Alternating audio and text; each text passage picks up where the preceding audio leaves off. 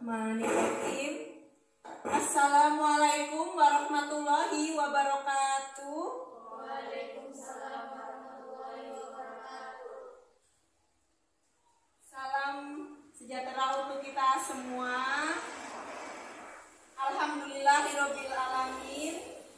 Pada hari ini kita dapat berkumpul bersama dalam rangka seminar penerapan budaya positif oleh calon guru penggerak program pendidikan guru penggerak Kabupaten Brebes Angkatan 7 oleh saya sendiri, Ina Masrurah.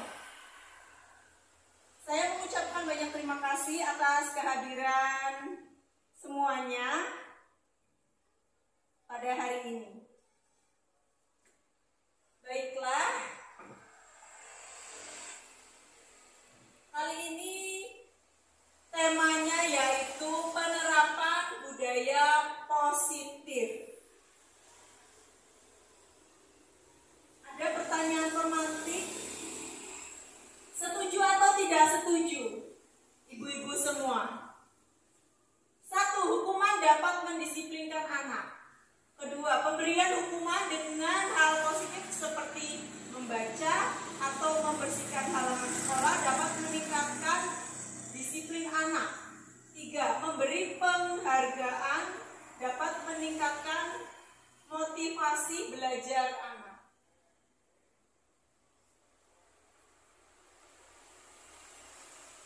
Setuju? Wah, sebagian besar setuju. Tapi bagaimanakah dengan teori yang ada? Mari kita belajar bersama. Topiknya yaitu 1. Disiplin positif dan nilai-nilai kebajikan universal. 2. Teori motivasi, hukuman dan penghargaan serta restitusi. 3. Keyakinan kelas. 4. Kebutuhan dasar manusia dan dunia berkualitas. 5. Restitusi, yaitu 5 posisi kontrol. Yang 6 restitusi, segitiga restitusi.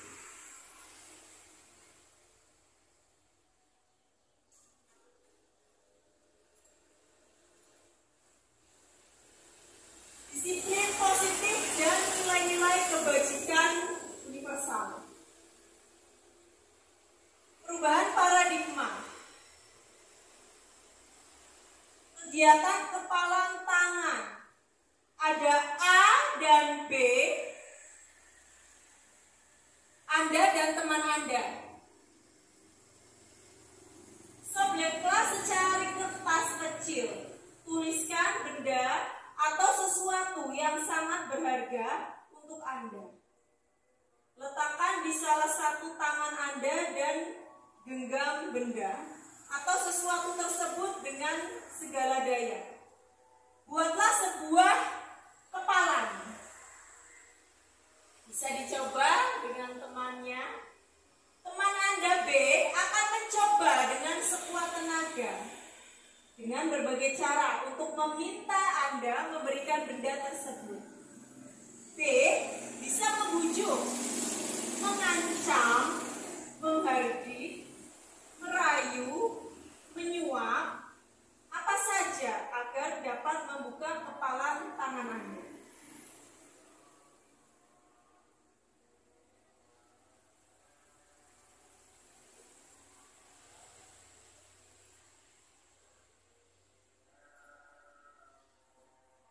Perubahan paradigma, teori kontrol atau teori pilihan, ilusi kontrol. Ilusi guru mengontrol, mengontrol murid. Ilusi bahwa kritik dan saran membuat orang merasa bersalah dapat menguatkan karakter. Ilusi bahwa semua penguatan positif efektif dan bermanfaat.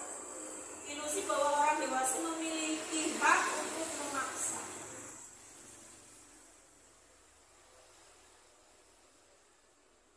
Baiklah.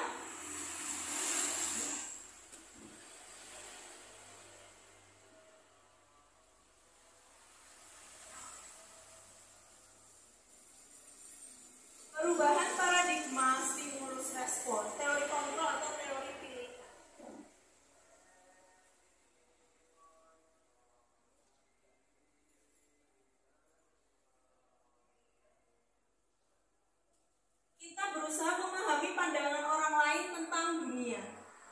Semua perilaku memiliki tujuan. Hanya Anda yang bisa mengontrol diri Anda. Anda tidak bisa mengontrol orang lain. Kolaborasi dan konsensus menciptakan pilihan-pilihan baru. Model berpikir menang-menang atau kita kenal win-win solution ya, yang teorinya dari Barat. Teori kontrol atau teori pilihan dari Dr. William Glasser. Bisa kita lihat di sini.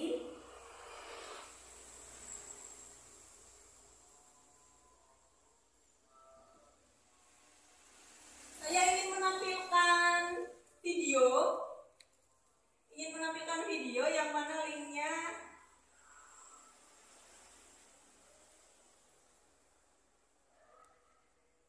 disiplin positif, teori kontrol atau teori pilihan dari Dr. William Glasser. Semua perilaku memiliki tujuan, model berpikir atau menang-menang, win-win solution ya. Kolaborasi, ada yang sudah tahu ya kolaborasi itu apa ya? Apa itu kolaborasi? Ya, bekerja sama. Ya, kolaborasi yaitu bekerja sama.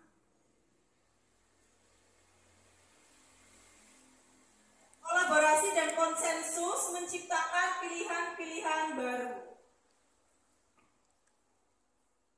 Realitas kebutuhan setiap manusia berbeda.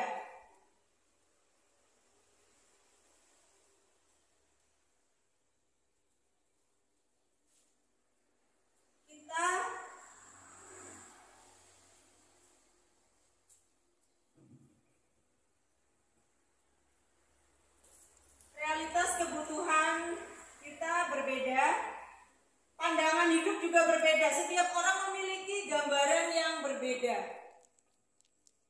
Yang menjadi 5 kebutuhan dasar manusia, yaitu 1 kebutuhan bertahan hidup, ya, seperti sandang, papan, pangan, kemudian sandang, papan, pangan, kebutuhan biologis juga ya, saya sebutkan karena ini menjadi materi. Penguasaan atas apa yang dikehendaki, seperti ingin melakukan sesuatu ya, tapi hendaknya yang positif. Kasih sayang dan rasa diterima. Sebagai anak mendapat kasih sayang dari orang tua. Sebagai murid mendapat kasih sayang dari guru.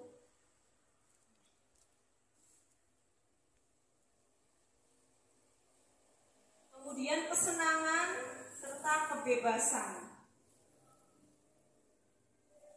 Kemudian ada 5 posisi kontrol.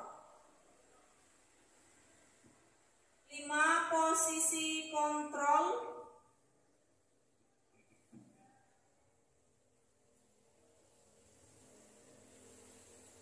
Satu, penghukum. 2, pembuat rasa bersalah. 3, teman. 4, pemantau. Dan 5 adalah manajer.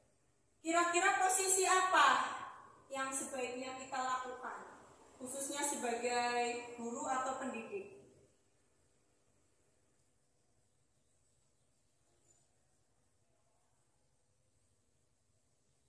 Silakan dijawab boleh. Posisi penghukum ketika murid, sambil saya tampilkan ini slide-nya ya. Loading. Pernahkah Anda, di sini ada yang murid ya, pernahkah Anda dihukum oleh guru ataupun orang lain? Bagaimanakah perasaan Anda? Senang, sedih, kecewa, marah, dendam, bahkan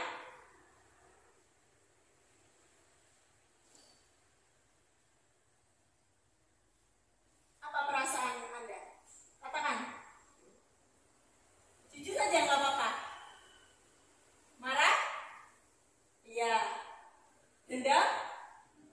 Tidak, ya.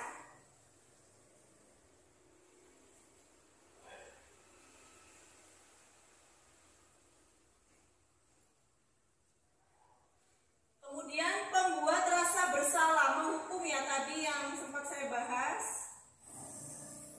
Menghukum berarti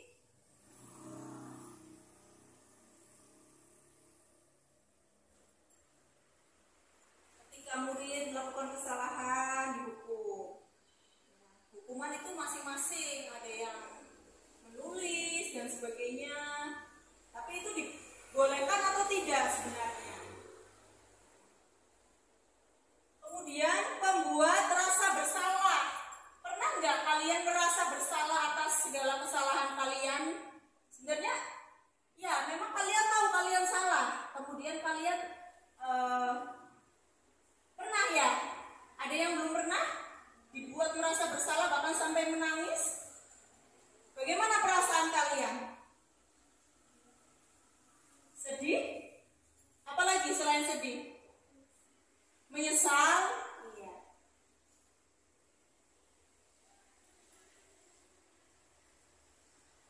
Kemudian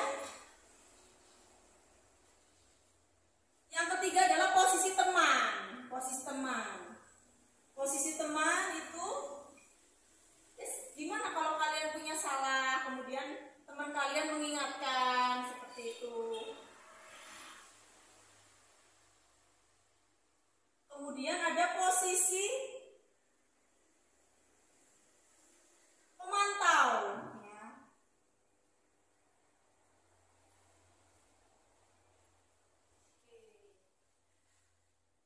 Posisi pemantau ini lebih di atasnya posisi teman. Sudah bisa dilihat, ya, di slide-nya.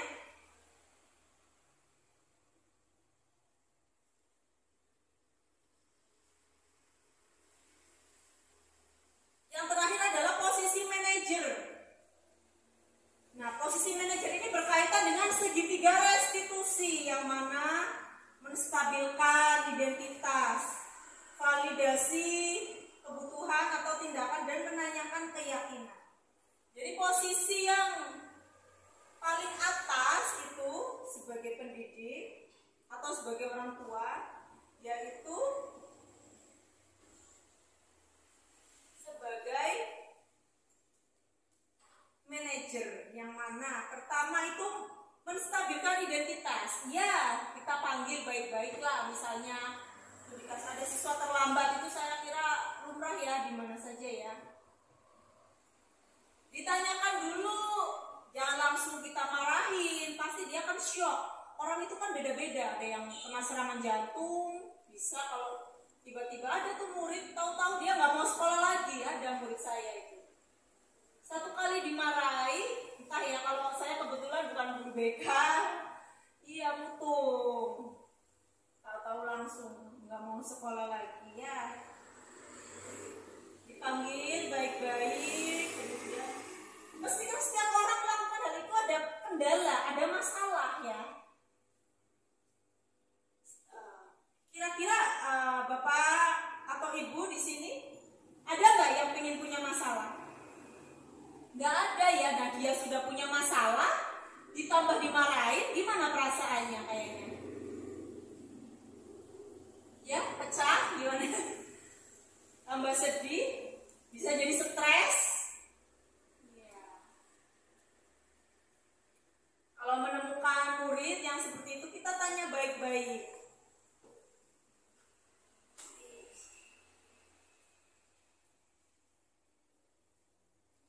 Saya tampilkan.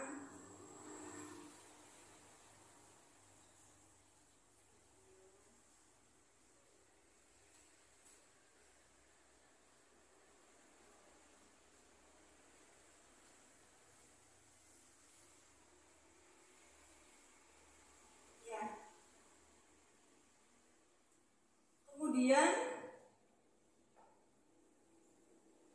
setelah menanyakan itu distabilkan dulu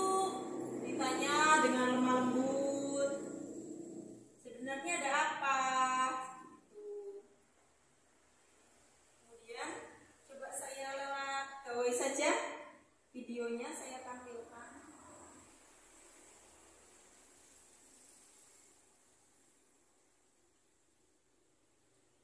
Ya, kemudian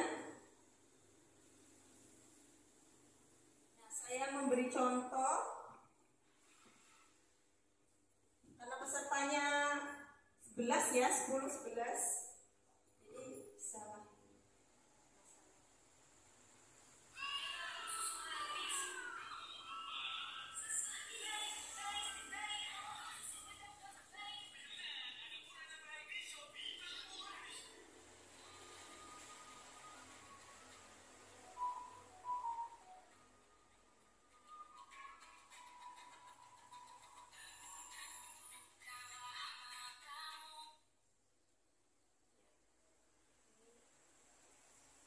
Kecil ya. Mohon maaf sekali atas keterbatasan saya ya. Karena banyak yang harus saya pikirkan dan saya juga sakit tadi malam.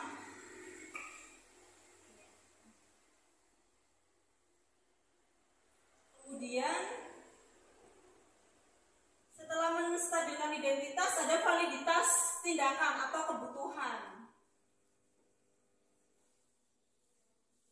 Cari masalahnya itu seperti apa ya. Kemudian menanyakan keyakinan. Kita yang tanya dulu sebaiknya itu bagaimana. Misalnya ada siswa yang terlambat. Menurut keyakinan kamu bagaimana seorang siswa itu, seorang murid? Misalnya bangun lebih pagi. Kalau masih sulit menyalakan alarm seperti itu. Yang pertama ada teori motivasi, kita lanjutkan ya. Teori motivasi. Teori motivasi yang pertama, orang melakukan sesuatu itu ada beberapa alasan. Ada beberapa alasan seseorang melakukan sesuatu. Yang pertama untuk menghindari hukuman. Pernah? Semuanya? Melakukan sesuatu untuk menghindari hukuman pernah? Pernah ya? Seorang murid takut dihukum, lari-lari atau mencabut rumput sekolah jika datang terlambat, jika tidak membawa buku tugas. Misalnya. Seorang guru takut terlambat, takut dimarahi oleh kepala sekolah. Nah, namanya pemimpin itu kan karakternya berbeda-beda. Makanya dengan pendidikan guru penggerak ini dimaksudkan seorang pemimpin itu bisa menerapkan budaya positif, ya, tidak dengan kekerasan. Sebab memang yang selama ini sering lihat di berita-berita ada juga ya kepala sekolah seperti ini, bahkan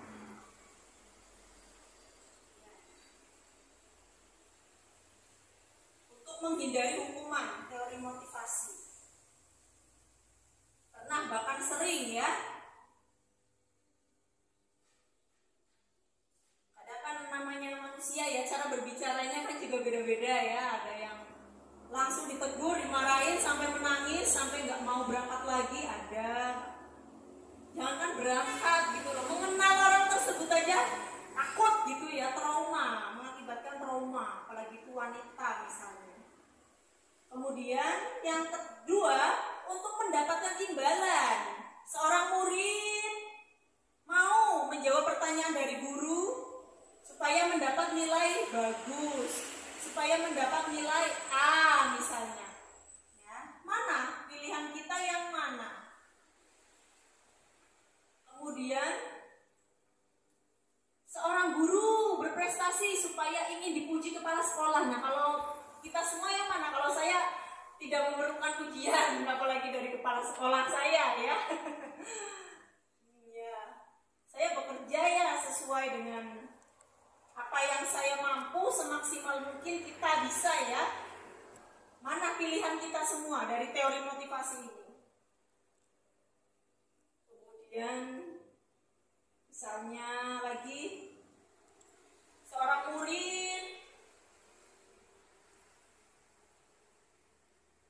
membantu guru misalnya supaya nilainya bagus. Itu teori motivasi untuk mendapatkan imbalan. Kemudian yang ketiga untuk menghargai diri sendiri. Yang mana misalnya saya mengerjakan tugas saya bukan karena itu kewajiban saja ya, tapi untuk menghargai diri saya. Wah, ini tanggung jawab saya, seperti itu. Misalnya mengajar juga waktunya masuk kelas. Seorang murid misalnya tanggung jawabnya misalnya datang ke sekolah tepat waktu. Ya, tidak misalnya gurunya dulu yang sudah masuk kelas, muridnya nanti jam 7:30. Kan bisa jadi ada ya, masuk jam 7, gurunya sudah siap, muridnya 7:30. Tapi untuk menghargai diri sendiri bahwa itu adalah tanggung jawabnya. Kemudian nilai-nilai kebajikan universal. Ya. Nilai-nilai kebajikan yang seperti kita tahu, jujur ya, rajin, disiplin, bertakwa, dan lain-lain. Kemudian munculnya keyakinan kelas ataupun keyakinan sekolah. Keyakinan kelas atau keyakinan sekolah. Bagaimana sih seharusnya seorang murid? Bagaimana sih seharusnya seorang guru? Seperti itu ya.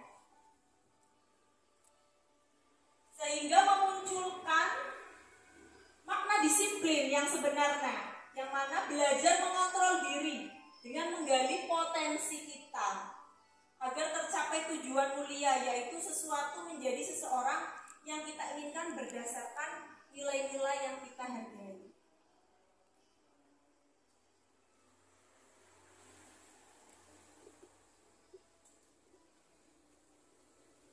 Selanjutnya, apakah makna disiplin? Berasal dari bahasa Latin disiplina yang artinya belajar. Makna asal kata disiplin ini berkonotasi dengan disiplin diri dari murid-murid Socrates dan Plato. Disiplin diri membuat orang menggali potensinya menuju sebuah tujuan, apa yang dia hargai.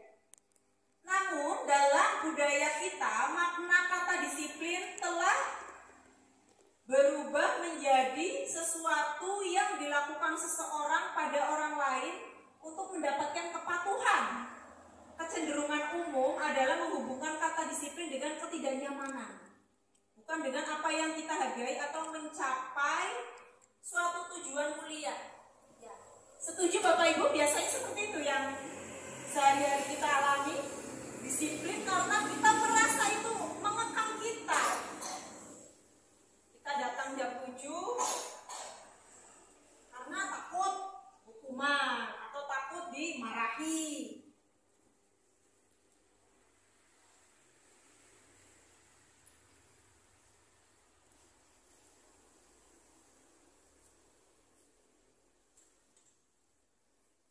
Nilai-nilai kebajikan universal. Nilai-nilai kebajikan adalah sifat-sifat positif manusia yang merupakan tujuan mulia yang ingin dicapai setiap individu.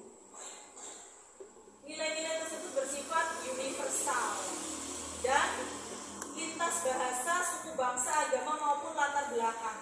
Setiap perilaku atau perbuatan memiliki suatu tujuan. Dengan mengaitkan nilai-nilai kebajikan yang diyakini seseorang, maka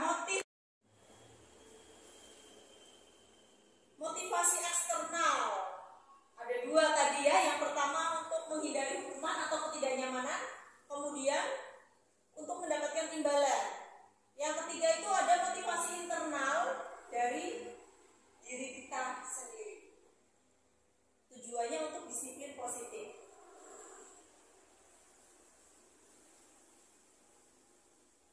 Merdeka menurut Ki Hajar Dewantoro, merdeka itu artinya tidak hanya terlepas dari perintah, akan tetapi juga cakap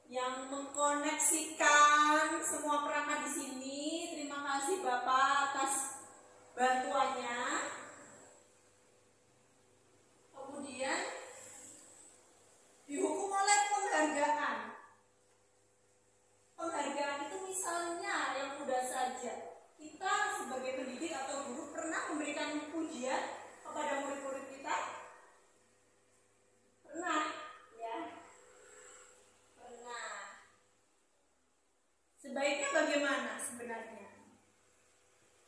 Ya, penghargaan berlaku sama dengan hukuman. Sebenarnya itu tidak diperbolehkan dalam arti ya, dalam hal ini misalnya ada kita memuji satu murid yang sangat berprestasi di hadapan temannya. Apakah itu akan menimbulkan kecemburuan oleh teman lainnya? Bisa iya, bisa tidak ya, berarti ya untuk menghindari hal seperti itu, jadi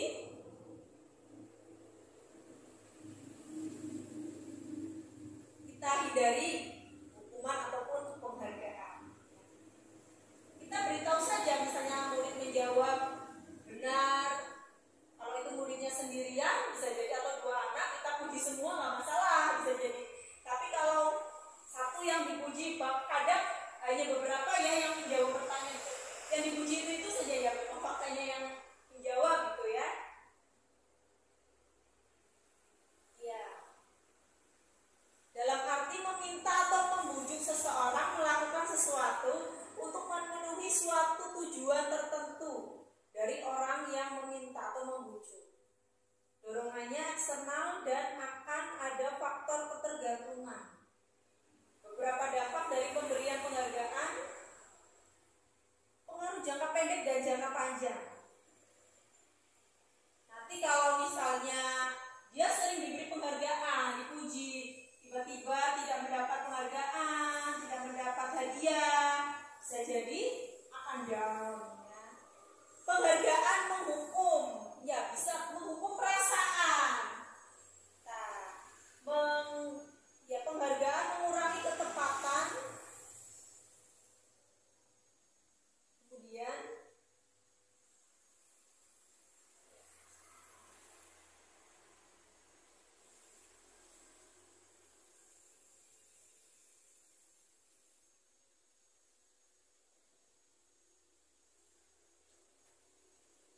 ya, kita lanjutkan bawahnya ini. Dihukum oleh penghargaan. Penghargaan menurunkan kualitas. Jadi dia melakukan sesuatu untuk penghargaan. Murid berani maju untuk penghargaan. Tapi kalau ada guru yang boleh siswa maju tapi tidak dinilai, dimasukkan daftar nilai, sehingga murid tidak maju. Penghargaan mematikan kreativitas. Penghargaan mengurangi motivasi intrinsik.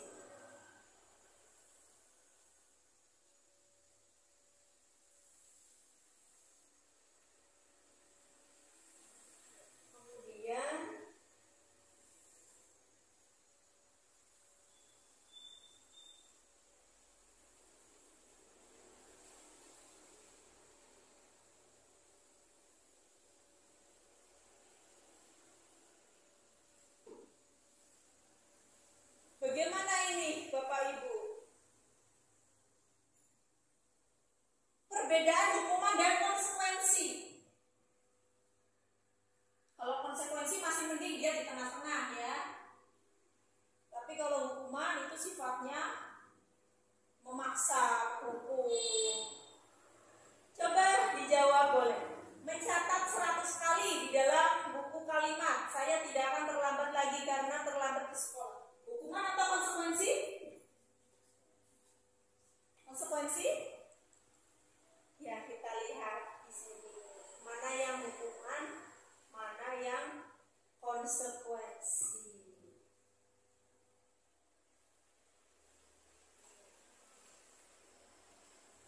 Mencatat 100 kali tadi karena datang terlambat adalah hukuman. Sebaiknya dihindari. Lari mengelilingi lapangan basket 2 kali karena terlambat, itu juga hukuman, sebaiknya dihindari.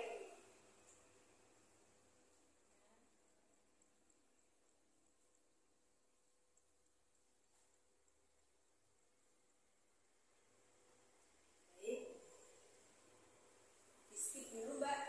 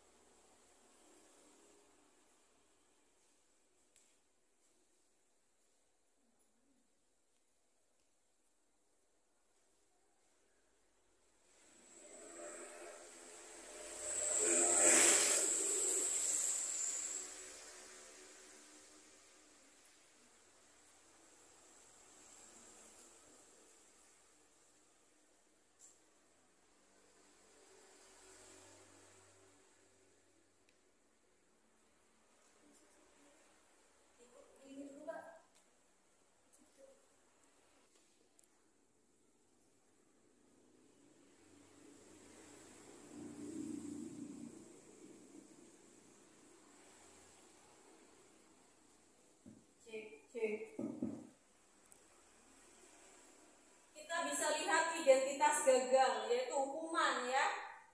Tidak perlu adanya hukuman. Memang saya juga pernah diri ya.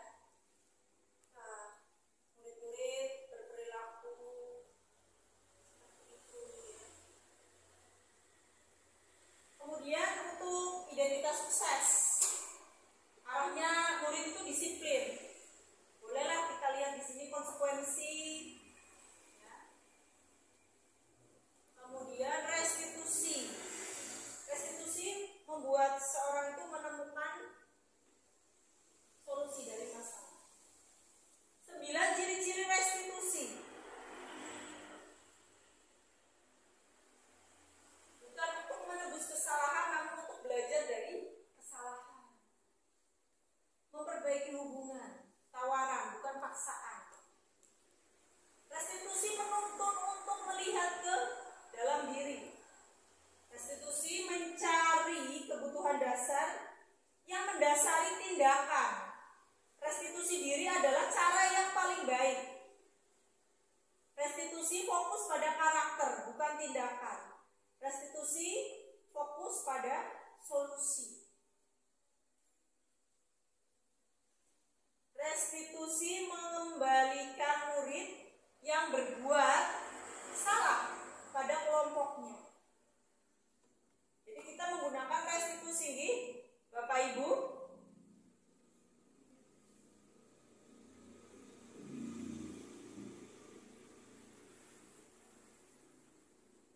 Kemudian keyakinan kelas. Mengapa tidak peraturan saja? Mengapa harus keyakinan kelas? Bisa kita lihat. Ya, untuk mendukung motivasi intrinsik, kembali ke nilai-nilai atau keyakinan-keyakinan lebih menggerakkan seseorang dibandingkan mengikuti serangkaian peraturan-peraturan. Budaya positif, lingkungan positif, keyakinan kelas, peraturan kelas.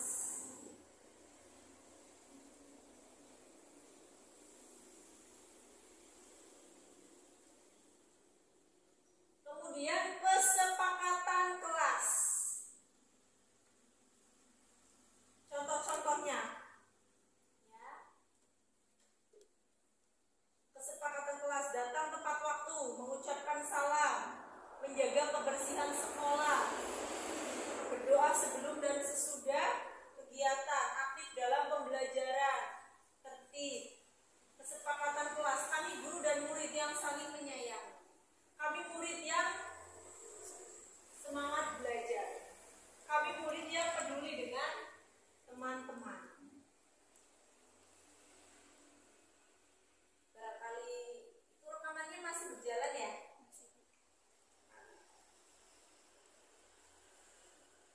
Baik. Ada keyakinan kelas dari tabel T dan G.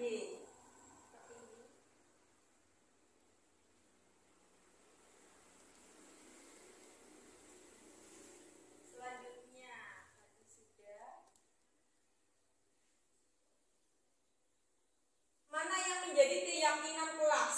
Berdasarkan ini peraturan, selalu kembalikan buku ke tempatnya.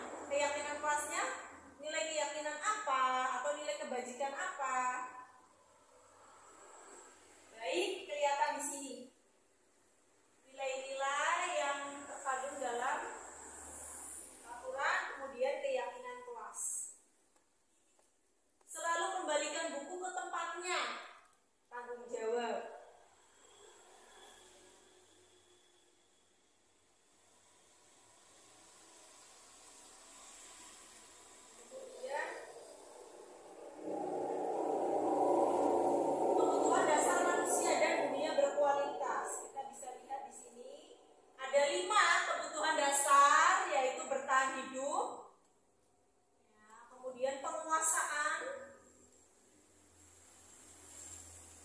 Kebebasan, kesenangan, serta kasih sayang dan rasa diterima. Jadi di awal sudah sempat saya jelaskan nih Bapak Ibu, 5 posisi kontrol.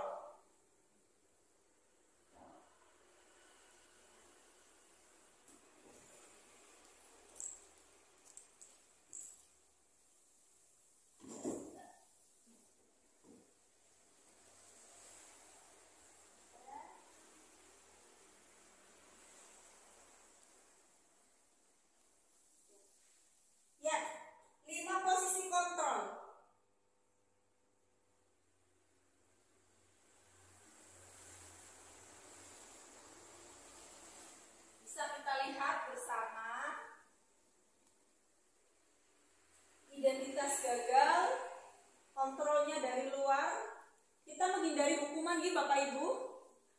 Bapak Ibu semua. Identitas berhasil atau sukses, kontrol dari luar. Identitas berhasil atau sukses, kontrol dari diri. Dari tabel kita bisa lihat.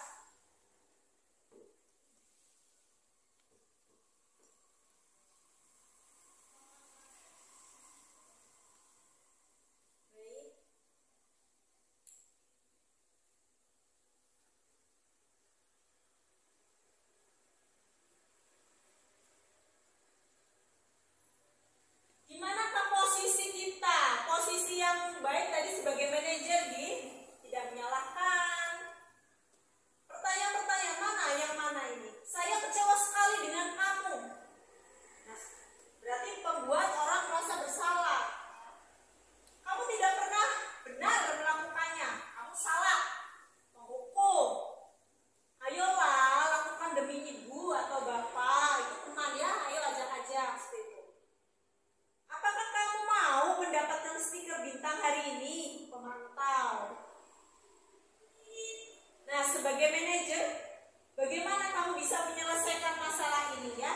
Sebaiknya kita memposisikan sebagai manajer. Agar apa? Agar murid dapat memecahkan masalah sendiri. Ya, menjadi dewasa.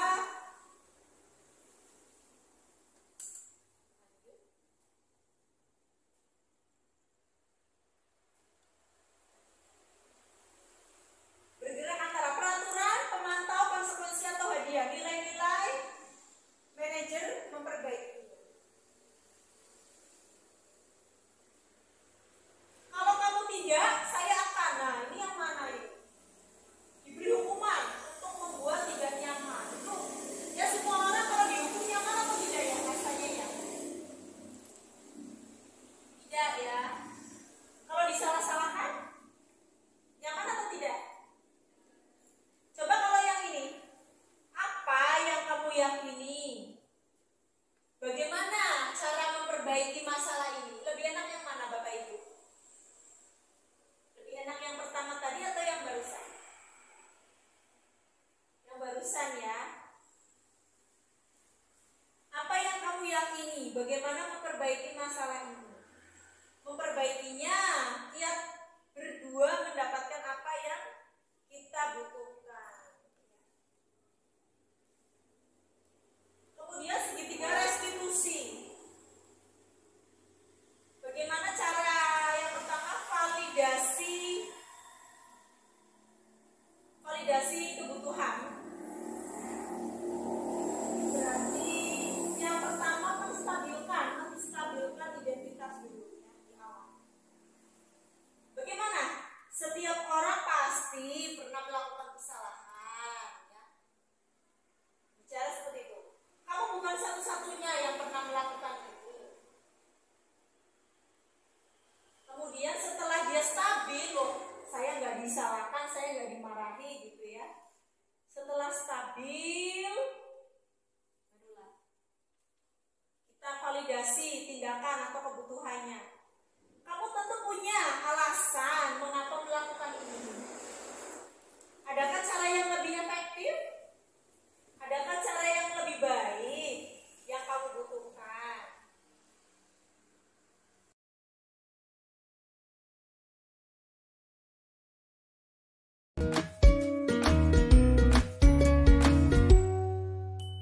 Salam dan bahagia Ibu dan Bapak guru hebat. Pada video kali ini kita akan membahas tentang salah satu program disiplin positif yang diterapkan di lingkungan sekolah yang dikenal dengan nama restitusi.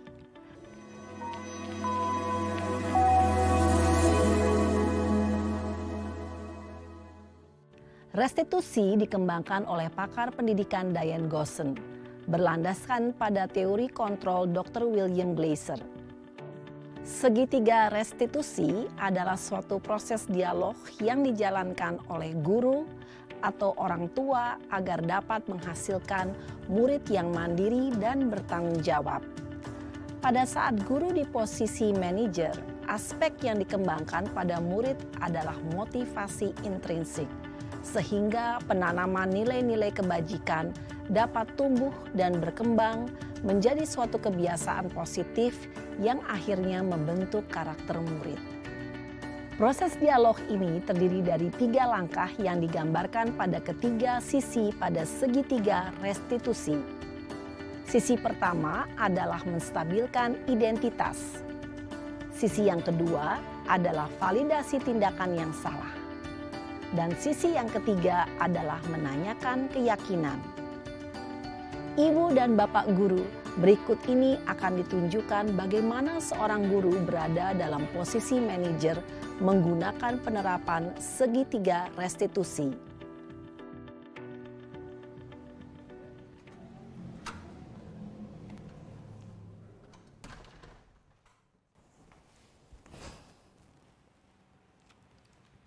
Siang, Sarah. Siang, Pak. Sudah lama nggak ketemu Sarah. Kenapa hari ini ada di sini? Kesel, Pak. Kesel banget. Masa aku dikatain tukang fitnah, Pak? Ya aku marah lah. Aku balik ngatain Eka di depan kelas. Kesel banget. Oh, begitu. Ya pasti kamu marah dan kesal. Bapak juga akan marah apabila ada yang menuduh Bapak seperti itu. Kemudian, pada saat itu, kamu mau melakukan apa? Ya saya langsung ngatain Eka lah, Pak. Kesel banget. Saya bentak-bentak dia depan teman-teman lain. Oh, begitu. Pasti kamu melakukan seperti itu karena suatu alasan tertentu, bukan? Iyalah, masa saya diam saja, Pak? Ya saya bela diri lah. Masa saya dituduh tukang fitnah? Ya wajarlah. Mempertahankan harga diri itu sesuatu yang penting buat kamu. Untung kamu tidak bertindak lebih gegabah lagi. Hanya membentak-bentak. Iya, Pak. Untung saya masih bersabar dan hanya membentak saja. Sudah gemes padahal, saya pasti bela diri lah. Ya pasti ya, tapi kamu memilih untuk tetap bertahan dan bersabar. Kamu memilih untuk tidak berbuat lebih parah lagi, bukan? Iya. Nah, sekarang coba kita lihat lagi. Tindakan kamu yang bentak-bentak Eka di kelas. Tindakan kamu itu kira-kira sesuai dengan keyakinan kelas atau prinsip kamu tidak? Enggak lah, Pak. Capek, Pak, jadi pemarah. Jadi keyakinan atau prinsip mana yang kurang sesuai dengan keinginan kamu? Ya, saya sebenarnya sangat menghargai orang lain. Mungkin saat itu saya menjadi emosi, jadi tidak menunjukkan sikap itu. Kamu meyakini tidak? Menghargai orang lain itu penting buat kamu. Yakinlah, Pak. Iya, setuju. Kita harus saling menghargai. Namun, ada juga keyakinan yang kita sepakati yang perlu kita jalankan apabila kita sedang marah, bukan? Ya saya bisa lebih proaktif, mulai dengan diri sendiri. Saya bisa jadi lebih bersabar, mengambil waktu jeda untuk berpikir mau apa selanjutnya. Kira-kira kamu bersedia memperbaiki masalah ini tidak? Bersedia, Pak. Kalau kamu memperbaiki masalah ini, kamu akan menjadi orang seperti apa? Saya akan menjadi orang yang bertanggung jawab kali ya, Pak. Dan senantiasa proaktif. Iya, menurut kamu bagaimana rasanya menjadi orang seperti itu? Ya nyaman lah, bangga bisa bersabar dan menahan diri. Baiklah kalau begitu. Yuk kita pikirkan bagaimana memperbaiki masalah ini.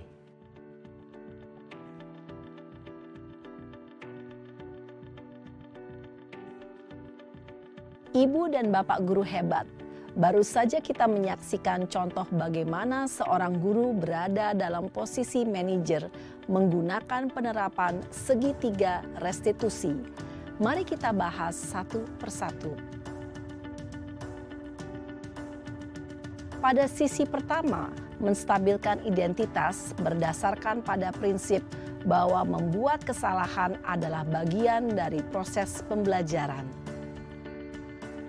Sisi pertama dari segitiga ini berperan menggeser identitas murid dari identitas gagal ke identitas sukses. Murid yang sedang bertingkah laku yang tidak pantas atau menarik diri saat itu sedang mengalami identitas gagal. Bila kita mengkritiknya, maka posisinya tidak akan berubah. Kita bisa mengajukan pernyataan-pernyataan ini. 1. Membuat kesalahan sesuatu yang wajar. 2, manusia tidak ada yang sempurna. 3, kita bisa memperbaiki masalah ini.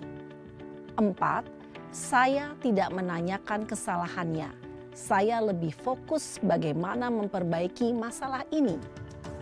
5, apakah saat ini kamu tengah menjadi orang yang baik untuk dirimu sendiri? Pada sisi kedua, validasi tindakan yang salah berlandaskan pada prinsip bahwa setiap perilaku berupaya memenuhi suatu kebutuhan tertentu.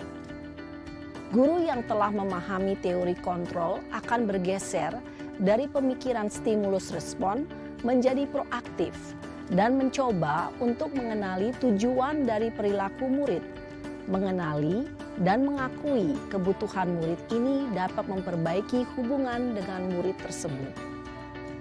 Pernyataan atau pertanyaan bisa disampaikan dengan nada suara tidak menghakimi atau memojokkan, sehingga dapat mengembalikan murid pada posisi positif. 1. Kamu bisa saja bertindak lebih gegabah lagi dari ini. 2. Kamu bukan melakukannya tanpa suatu alasan tertentu. 3. Kamu melakukannya karena mempertahankan sesuatu yang penting bagimu. 4. Mungkin kamu bisa mempelajari suatu perilaku baru yang lebih efektif. Bersediakah kamu mempelajarinya? Selanjutnya, kita akan simak sisi terakhir, yaitu menanyakan keyakinan. Teori kontrol menyatakan bahwa pada dasarnya kita termotivasi secara intrinsik. Pada saat perilaku yang salah telah divalidasi dan identitas sukses telah stabil, maka murid telah siap mengaitkan keyakinan-keyakinannya dengan tindakannya yang salah dan pemikirannya telah bergeser ingin menjadi orang yang dituju. Pertanyaan-pertanyaan ini dapat mengaitkan keyakinan-keyakinan yang dianut murid. 1.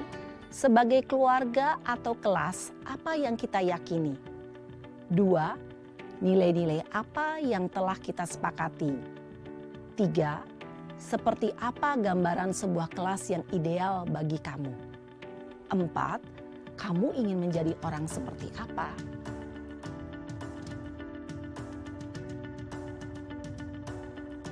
Dalam menerapkan segitiga restitusi, perlu diperhatikan beberapa hal, yaitu 1.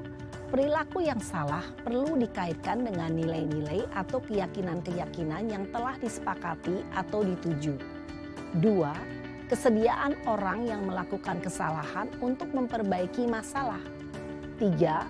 Pemecahan masalah sebisa mungkin relevan atau memiliki hubungan dengan masalah yang ada. 4. Usaha. Perlu adanya suatu usaha perbaikan dari pihak yang berbuat kesalahan. 5. Waktu.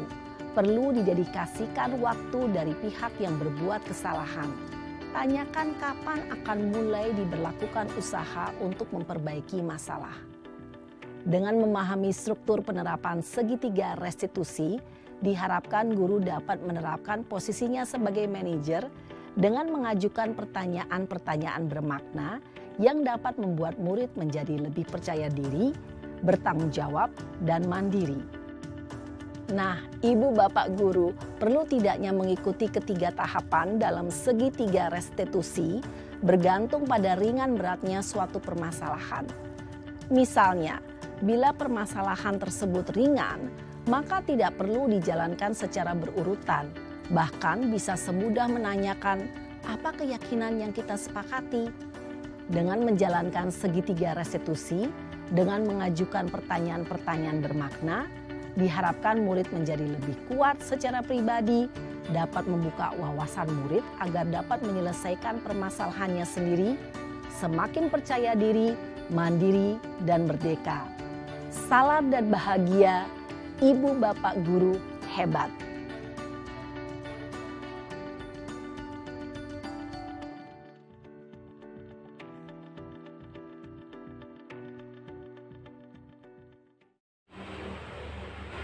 Baiklah, segitiga restitusi. Yang pertama, menstabilkan identitas.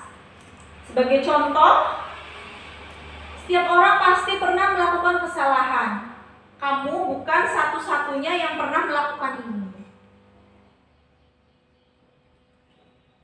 Kemudian, validasi kebutuhan. Kamu tentu punya alasan mengapa melakukan itu. Adakah cara yang lebih efektif untuk mendapatkan apa yang kamu butuhkan? Kemudian, menanyakan keyakinan.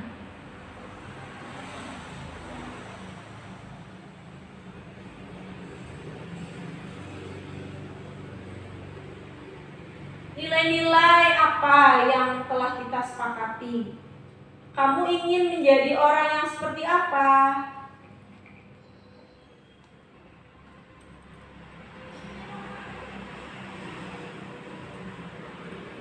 Untuk membuat anak yang merasa gagal karena berbuat salah menjadi positif terhadap dirinya, yaitu menstabilkan identitas. Guru berkata, berbuat salah itu hal yang manusiawi, tidak ada manusia yang sempurna. Bapak atau ibu juga buat salah. Kita pasti bisa menyelesaikan permasalahan ini. Bapak atau ibu tidak tertarik untuk mencari tahu siapa yang benar, siapa yang salah. Bapak atau ibu lebih tertarik untuk menyelesaikan masalah. Kalau kamu menyalahkan dirimu sendiri terus-menerus, apakah kamu bersikap baik pada dirimu sendiri?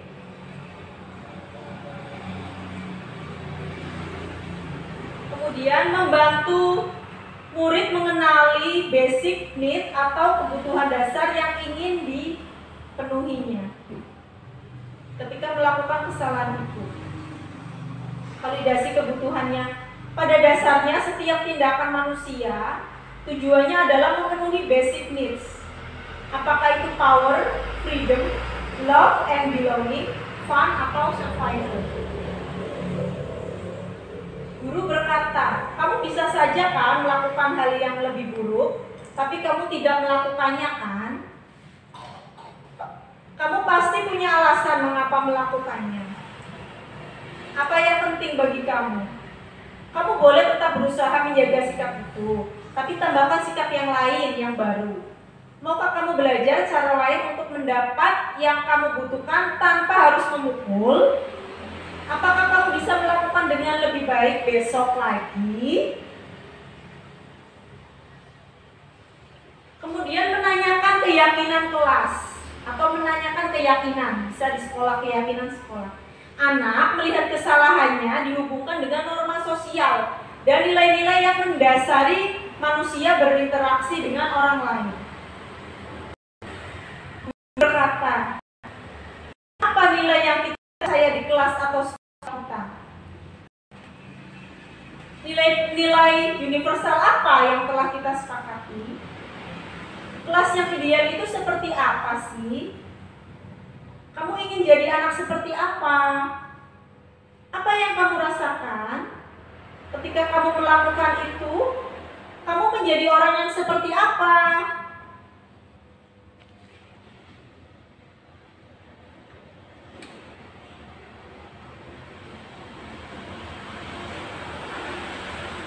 Kemudian intervensi 30 detik. Intervensi ini bisa membantu murid kembali ke tujuan semula. Dengan cukup singkat dan dengan cara non-konfrontatif. Pertanyaan-pertanyaan yang diajukan biasanya dikemukakan oleh seorang pemantau dan manajer.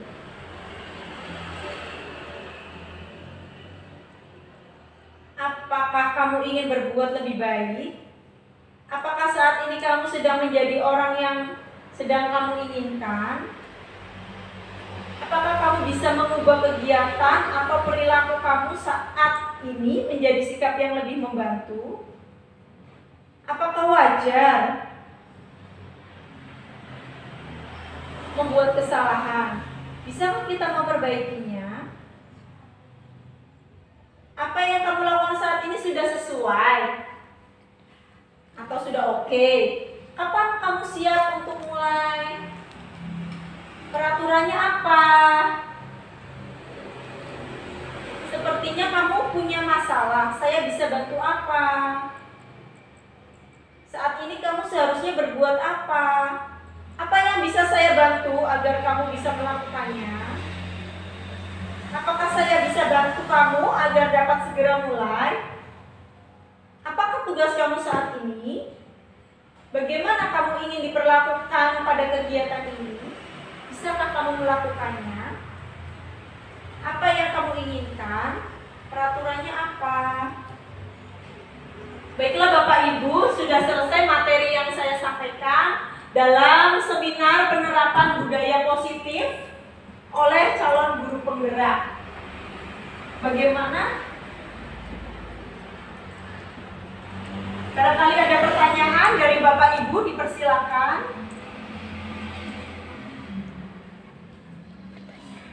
Silakan. Bu Nurul, ya silakan. Oh iya, bisa pakai mic boleh. Intinya restitusi ya. Iya. Iya. Contoh nyatanya seperti apa, Miss? Contoh misal Iya. siswa terlambat seperti itu. Iya, saya sebenarnya punya video, tapi ini mohon maaf belum bisa saya tampilkan ya. Contohnya misalnya ada murid yang terlambat, boleh salah satu menjadi model ya. Sini Mbak. Iya. Terlambat misalnya. Datang terlambat di sini. Anis? Dari mana kamu nak? Macet, Bu. Iya, macet kan dari rumah. Dari rumah. Ini jam berapa nak?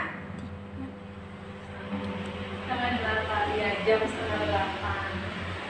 Apakah kamu tahu di sekolah ini peraturannya masuk jam berapa? Jam 7. Masuk jam 7. Bagaimana? Apakah kamu punya masalah yang ibu bisa bantu? Apa masalah kamu nak? Bangun kesiangan. Apakah ada yang bisa membantu kamu untuk membangunkanmu di pagi hari? Nggak ada. Tidak ada. Ibunya atau bapaknya? Sudah berangkat kerja.